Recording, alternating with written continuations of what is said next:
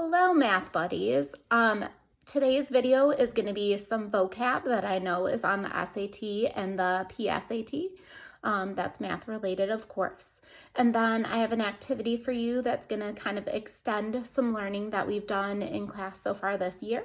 It's about exponential equations and thinking about translations and other transformations with those. And I will show you how you can get online and do the activity if you're interested. So let's start with the vocab. Oh, and I'm in my son's room today because I'm trying to get a quiet environment. So if you're wondering why I'm in a room with a crown that says Easton and Nexonite stuff, it's because I'm in my son's room today. And you probably saw his wall behind me that's painted like the solar system. So yeah, this is his room. So here we go. We've got different types of numbers. So this is our vocab for today.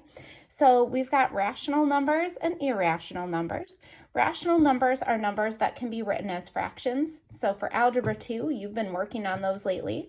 We've been talking about rational functions for a while. So rational numbers can be written as fractions. They're decimals that end, meaning they terminate or they repeat. So maybe it's 0.3 repeating, maybe it's 0.12, 12, 12.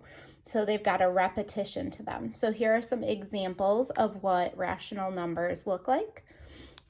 And then we have irrational numbers. So irrational numbers are long decimals. They don't end, they don't repeat, and they can't be written as fractions. Some examples are pi. We've also met the number e. We met e in chapter 4 when we were talking about logarithms and exponentials. And then other examples are square roots that aren't pretty. So like the square root of 3.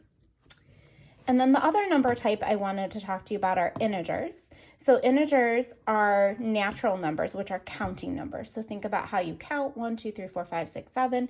You don't usually count 0.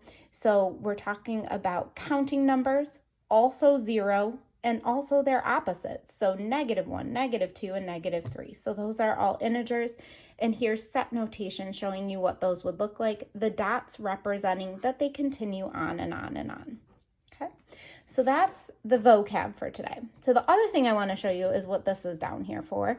So I'm going to show you a Desmos activity. So if you're looking for something to do today, I want to show you how to do that.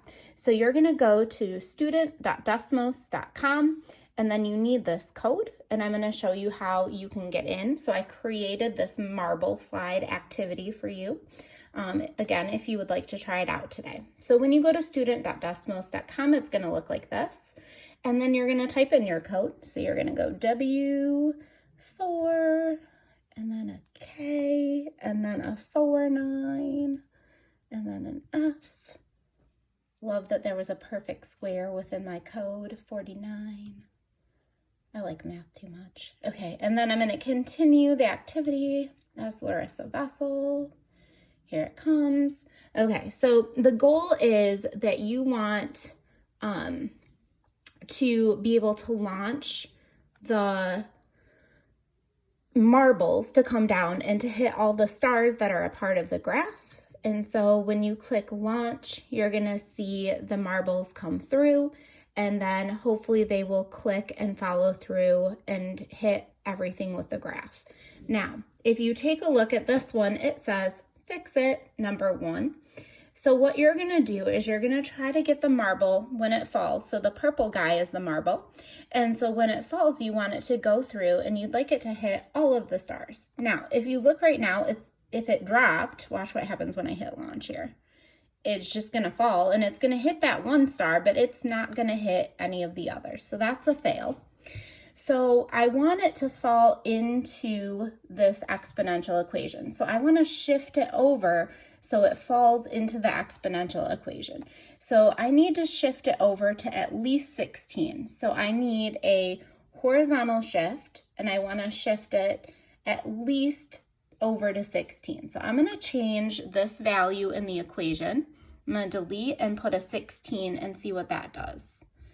Okay, so now when I moved it over to 16, I can see that it moved, and it's gonna maybe hit some of these stars here. Let's look and see if it even hits those. Let's see, okay, good, it hit those stars, but I still didn't get this one all the way over here. So now I'm going to move it a little bit more. I'm going to try 18. I'm going to shift it just a little bit more. I don't think that's going to work either. Let's try 19. We'll see. Let's see if 19 works. I'm going to click launch. Ooh, yes. Got it. Oh, roll, little marbles. Roll. Keep going. Yup. Yes. So success. So then you can click to the next slide, and then there are more questions and more things. It tells you how to reset it. So if you've messed with it too much and you want to reset back to where you were, it gives you directions on that. And so basically it goes through the process of how to do this with you. So again, if you want to just extend some of the learning we've done in class, because we've talked about transformations of exponentials, this is just a cool way to kind of play around with those a little bit and answer some questions. Again, you in no way need to turn this in, just something for you to do and something for you to think about. I hope you enjoyed today's math vlog coming to you live from Easton's bedroom with all sorts of fun decorations and vocab and activities. Have a great day, guys.